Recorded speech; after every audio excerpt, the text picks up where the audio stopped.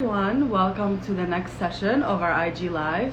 I'm super excited for today's guest, who is Marcus Glover. He is the founding partner at M Glover Capital.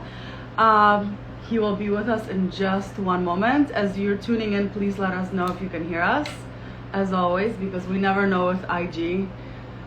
It works and then it doesn't. Perfect. Oh, awesome. Let's see if we can connect.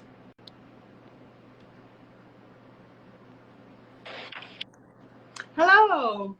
Hi. Hi, Marcus. How are you doing today? It's so good to see you.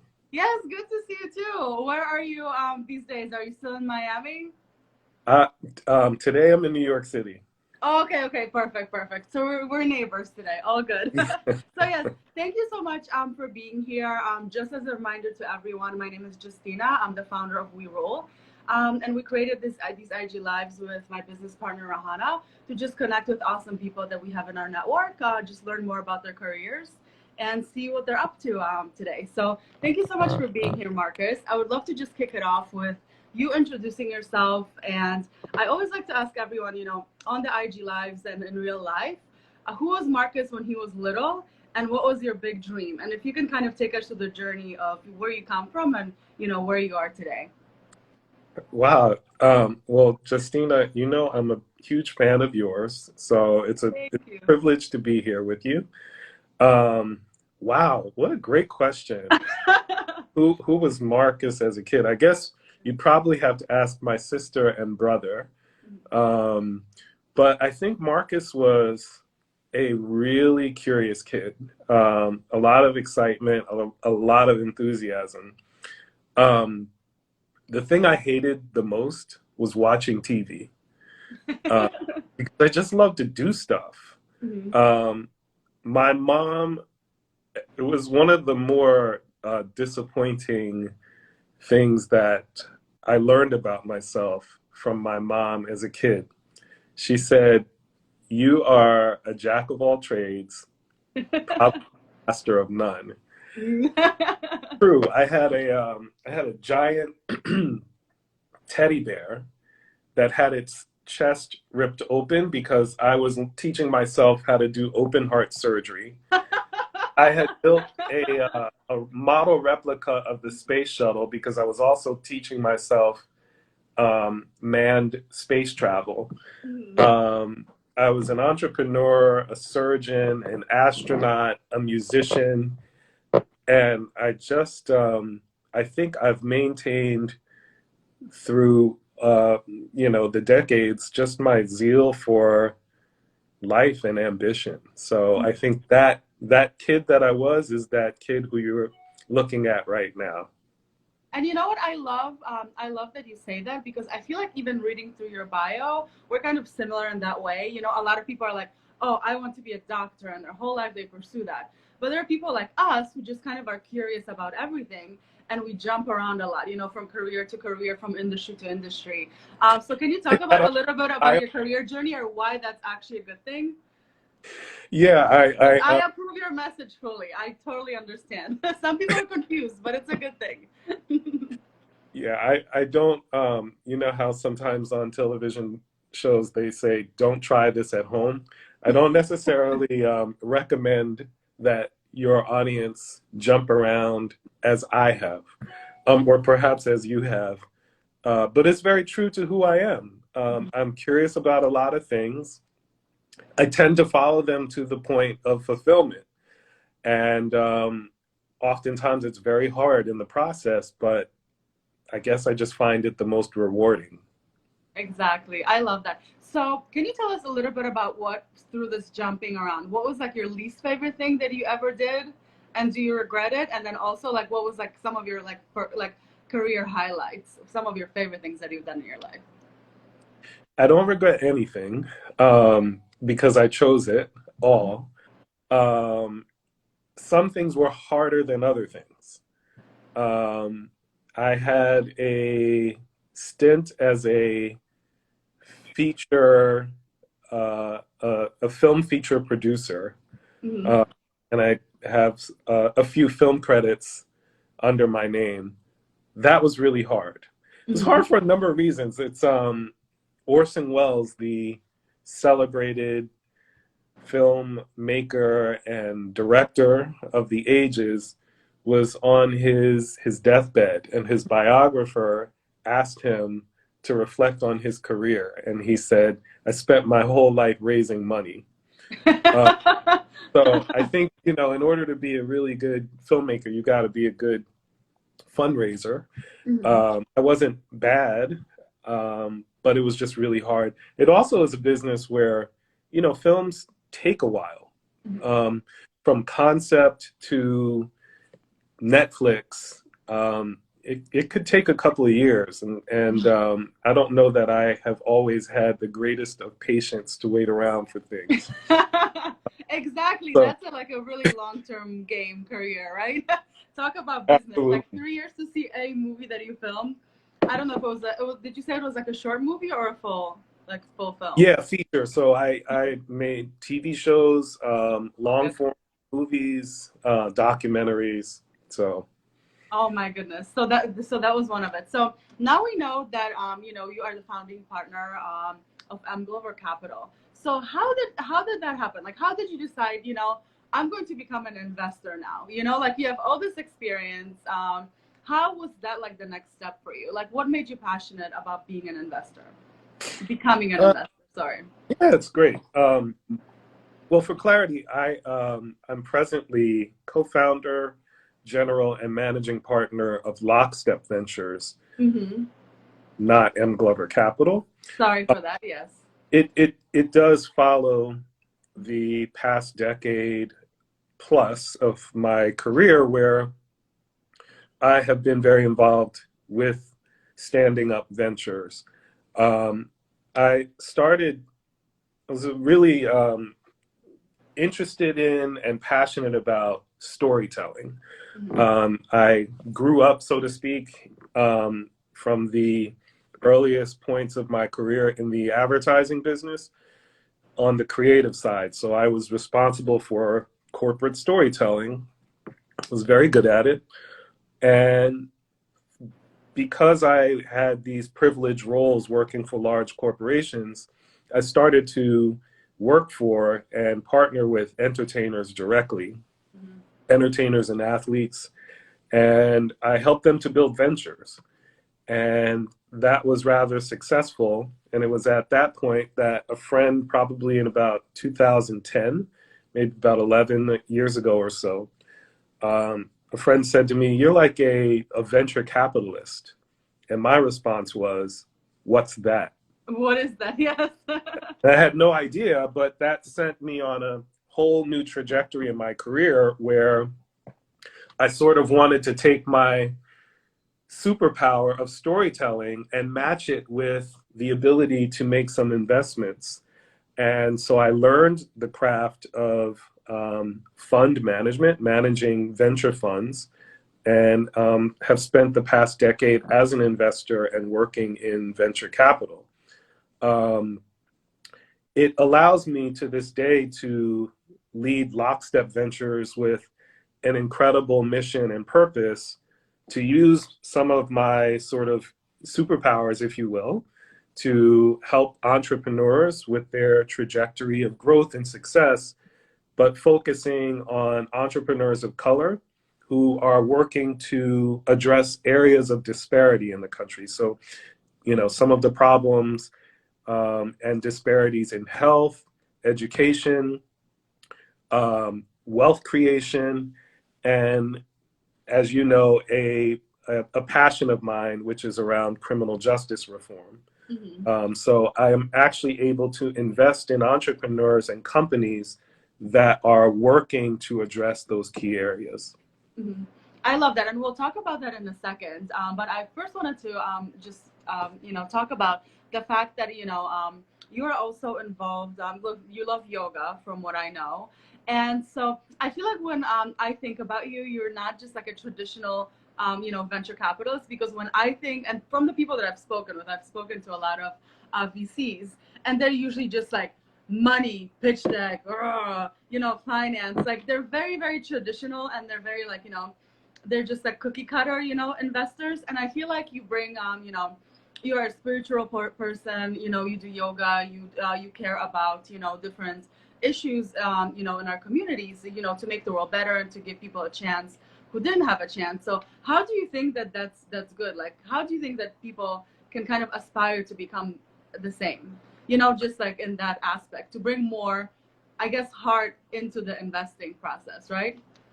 Yeah, that's a great question. I think for me, and I think you're absolutely right. There is a culture of investors that are, it's called private equity, right? It's Mm-hmm. private investment. Traditionally, venture capital and private investment happens in these affluent suburbs with, very nondescript offices. And unless you know to knock on that door, you wouldn't know that there's, hundreds of millions of dollars in transactions behind those walls, Happening there. Mm-hmm. right? And that's been the culture of venture investing for 50 years or more.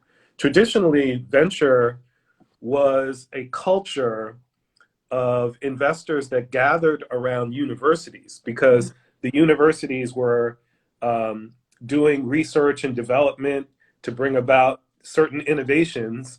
And here was this investment community that was close to the universities that could finance those innovations because they had to be funded privately. And so these instruments have not been accessible to communities of color, minority communities, and marginalized communities.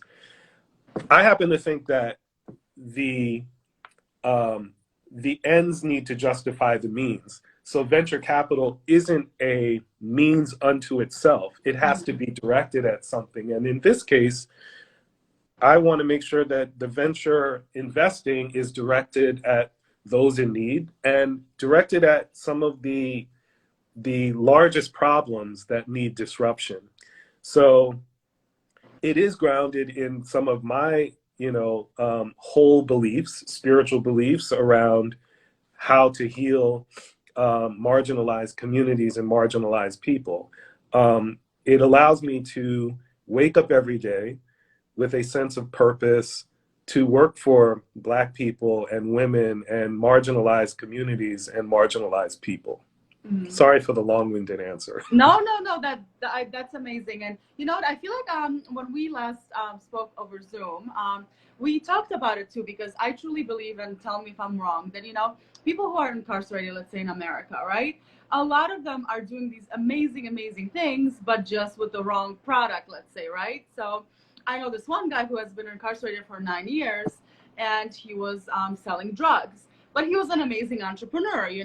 He was doing all these things. He had the marketing, he had everything. And then unfortunately, the product was illegal, right? But like a person like that could probably run a company, if you give him the right resources or her. So how did you like get involved in that space with that community? Yeah, I think you're exactly right. The person who is involved in illegal and illicit activity oftentimes has tremendous business acumen. Mm-hmm. Um, illegal enterprise has to be concerned with product development, distribution, marketing, sales, management, Mm-hmm. human resources. Financials, everything. Everything. It's a business. So oftentimes I like to think that, this is a CEO that given the opportunity to have a legal enterprise will alter the trajectory of their life and alter the trajectory of our community. But society traditionally has both stigmatized and, sort of looked away from marginalized people and marginalized communities. And so I just believe deeply in seeing people who come from diverse backgrounds, who are as capable, if not more capable, who have never had a chance.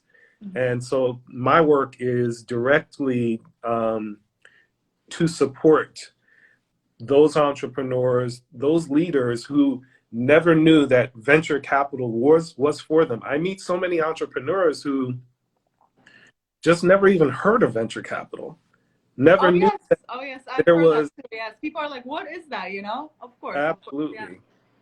Absolutely. So that's, you know, a personal mission and purpose that I have in life.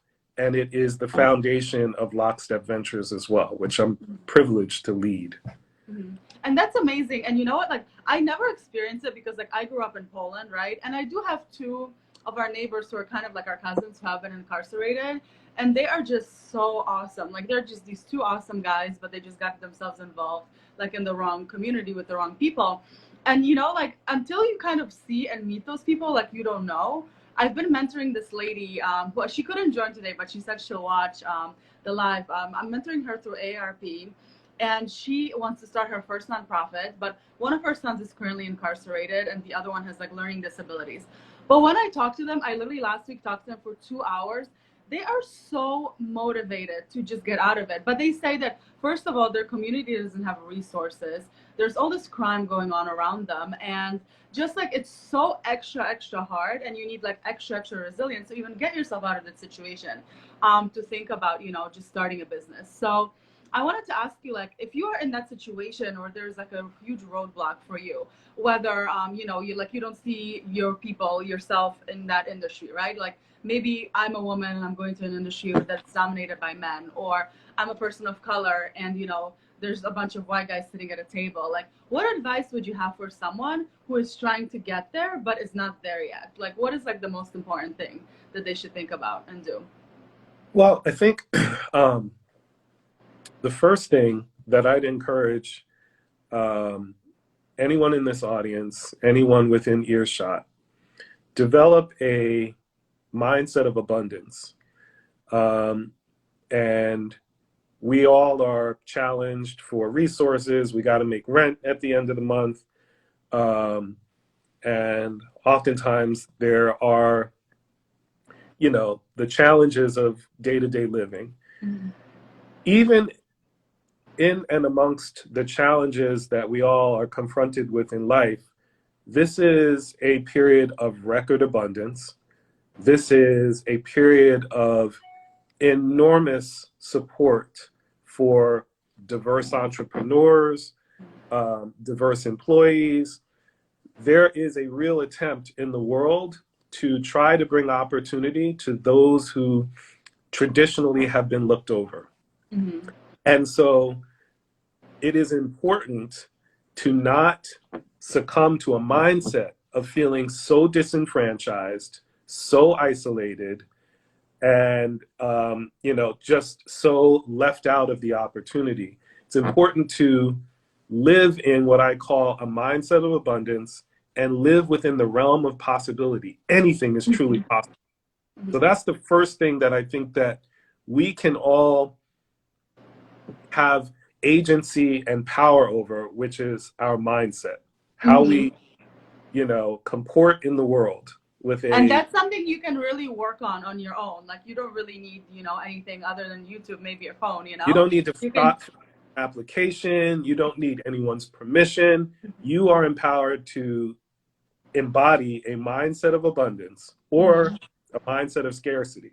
So that's the first real important thing. That's, you know what, that's your choice. And it was so funny when I was talking to the person that I'm mentoring, I literally told her about, I have this notebook, and if someone read it, they would think I'm crazy. But I literally write every single day, like, everything's going amazing, business is great, I'm so awesome, like, exactly. I told her to do the same thing, and I was like, hide it, lock it so no one sees it, you know, if you're scared of that. But just write it every single day and remind yourself about actually what you said, like the abundance, and that everything is possible. I love that. I want to mention, Justina, is, you know, I don't know if you're a sports fan, but I'm European, so like soccer, I watch every Euro Cup, every World Cup, but depends, you know. Okay. All right. And I don't touch down pro football. Here in NBA basketball, there's there's what we call the golden age of basketball, which was when Michael Jordan and Magic Johnson and Larry Bird and Isaiah Thomas, some of the legends of the game, were on the floor. They call it the golden age of basketball, where any night you could turn on the TV and you would see a rivalry of the ages. I think that this is what I would compare. This is like a golden age of entrepreneurship, where there are so many investors of color, there are so many founders and women, folks with diverse backgrounds who are all bringing incredible ideas and innovation. I want to share one thing. It's perhaps even a little embarrassing. It's but okay. if like me, you grew up in the Black community, at big family gatherings, there'd be dinner conversation. And one of the pieces of dinner conversation would be around the disease called sickle cell anemia. Are you familiar with sickle cell anemia? No, but probably because, I'm also, English is a second language. So if you can explain a little bit, I'm sure people know. So, I'm sure I've heard of it, maybe. Sickle cell only afflicts people of African descent. So Black folks are afflicted with this disease. It's a blood disorder. And in 2021, there still is not a cure for sickle cell. And most people will tell you that there isn't and there won't be a cure for sickle cell. Why? Because the drug companies are disincentivized to create a cure, right? Why? They just don't feel like there is enough of a market to create a cure for Black people, which are 13% of the population. But what I argue is that in 2021, this is a time of such incredible innovation where there are such bright-minded people of all diverse backgrounds who are bringing innovations to the market that can solve disease, can solve some of the challenges in education. The wealth inequality gap between Black families and America and the majority of Americans is 10 to 1. The majority of Americans have $170,000 in family wealth. The average Black family has just about $17,000. That's a 10 to 1 ratio. So there are ventures that are working to address that. So I just think, while the Jeff Bezoses and the Richard Bransons are marshaling millions and billions of dollars to try and launch themselves into space, the same type of effort is important to marshal billions of dollars into communities who have been marginalized and to address areas of disparity in the world. And that's what I'm really passionate about. And that's, I was recently Googling it because I love to learn just about billionaires and how billionaires think and, that level. I love that level of thinking, right? And I was shocked to discover that globally, and don't quote me on this because I might be off, the numbers might be a little off, but there's like thousands and thousands of white billionaires, and there's like 10 Black billionaires, literally, globally, including, Africa, which is, it's so crazy to me that that's such a huge difference. Like, it's not even, comparable. So I think that there's so much work to be done. And, if you actually look at the numbers, it's mind blowing, or even, women of color, like how much funding do they get? Like basically zero. So it's good that, a lot of people are doing work to, to help, move it forward a little bit at least, right?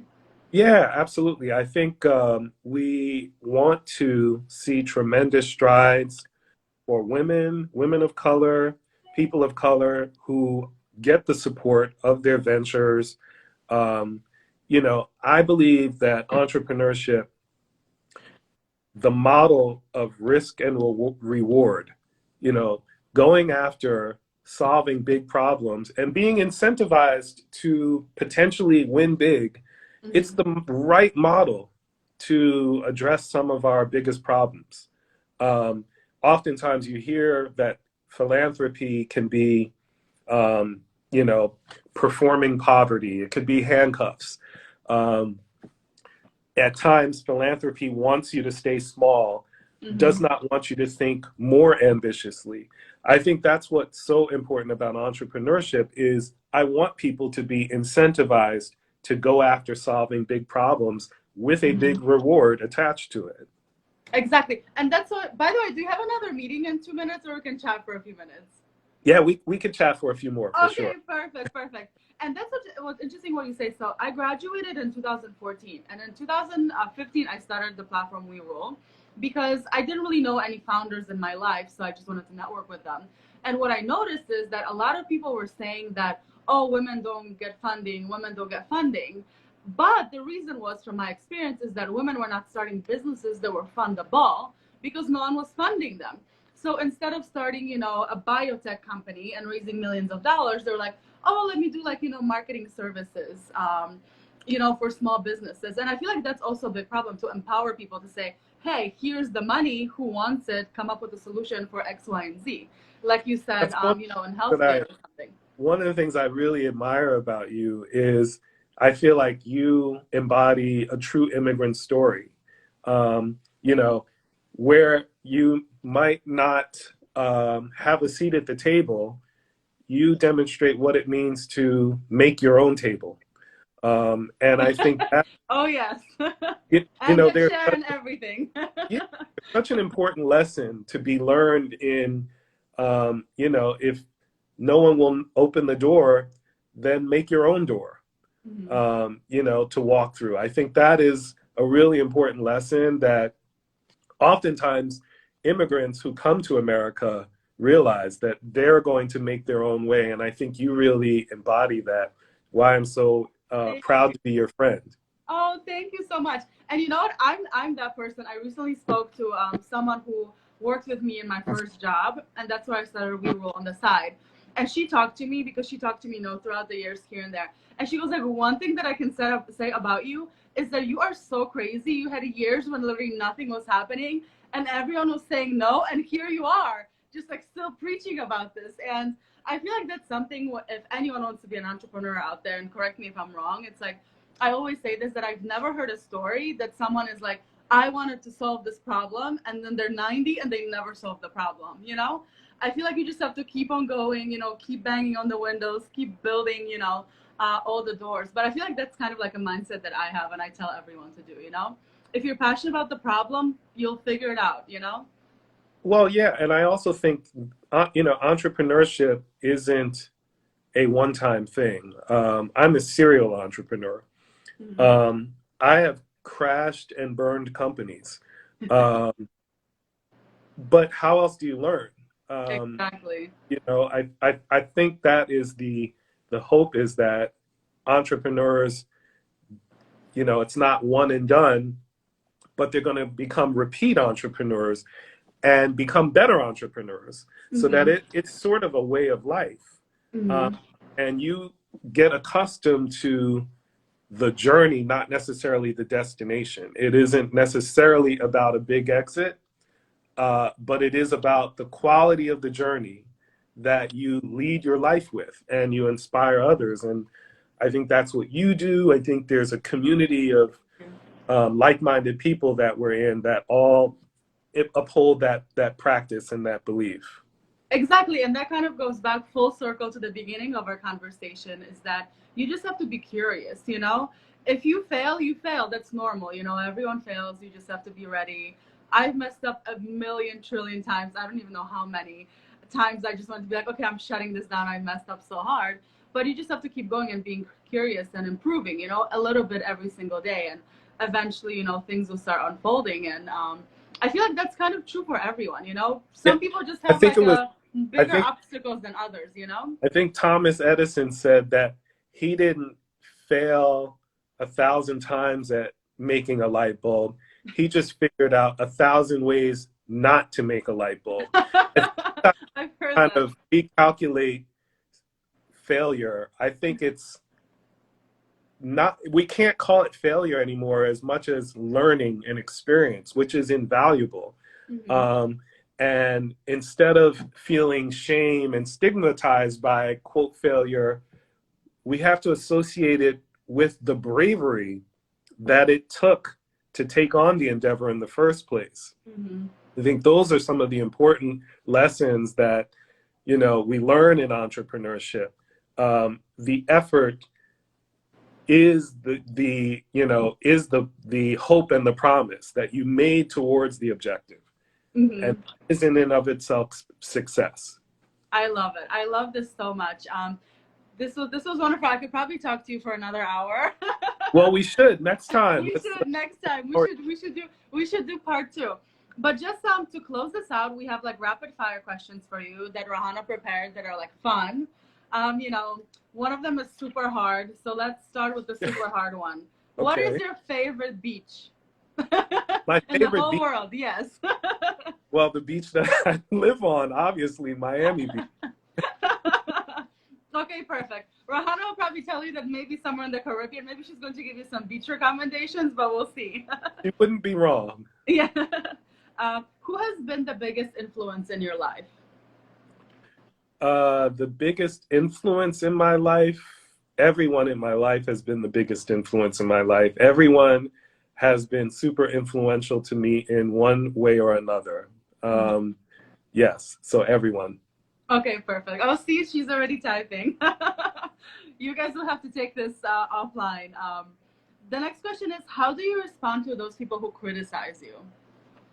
To them or, to yourself? I'm grateful. Maybe they're right.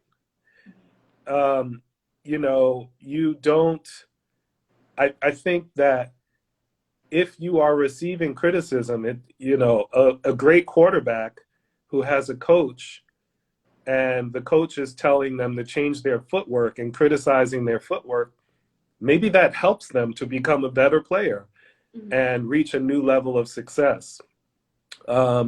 So I think it's just important to depersonalize things and not receive criticism so personally. So oftentimes I feel like I should send someone a thank you card and a box of chocolates for their I love it because it challenges your thinking. And you're completely right. Like from my own experience, I remember, so the app that we're building right now, I was talking about it 5 years ago already. And I was going to investors and I'm like, this is what it's going to be. It's genius. It's amazing. It had the same end goal in mind, but people were just not getting it. So I'm telling you, like for the past few years, I've heard just like, we don't get it. We don't get it. We don't get it. Nope, we don't get it. We get like what you're trying to do, but we don't get it. So finally we came up with a solution after literally 5 years of people telling us, we don't get it, and now they get it. So you just have to like take those people like, we don't get it, and you will figure it out at some point. At some point someone will get it. Absolutely. So I think that's great. The last question is, what are some ways that you challenge yourself to like reach the next level? Well, I think the key to challenging myself is I tend to not dwell in the past. I don't carry around my past. I don't even really remember my past. I don't rest on perceived past successes. I don't tell myself stories about the past. All I have is today and a sort of a clean notebook, empty pages that I need to fill. And upon filling this notebook, I have objectives to hit. And that's how I go about life. Is today is, it is one of one. Today is all I have. I can't rest on yesterday. I have to go out and make a fresh effort towards each day. So I think that provides a lot of incentive for me to charge hard. Mm-hmm. I love that. I love that. That's so beautiful. And again, like I have to agree with you. A lot of people say, oh, a year ago I did this and I'm still dwelling on it. Like it doesn't matter. It was a year ago. Today is today and you have a new chance, right? You woke up in the morning and let's go. I love to say that. Let's go. Let's So, go. Thank you so much for being here. Just one more thing. Where can we find you? How can we support you? Website, Instagram. Yeah, Marcus GLO, Marcus Glow, on all socials, and have a look at Defy Ventures, defyventures.org. That represents a real passion and conviction of mine around supporting entrepreneurs who have criminal histories. So please check out that work. Perfect, perfect. Awesome. So, by the way, if you guys tuned in a little late, we've been talking for about 40 minutes. So, I will post this on my Instagram. You can review it. And all the links that Marcus just mentioned, I'll put it in the bio so you can also check it out.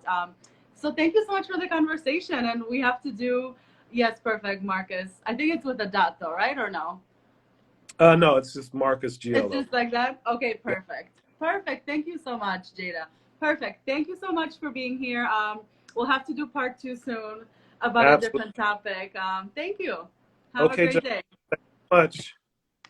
Bye bye. Thank you. Take care.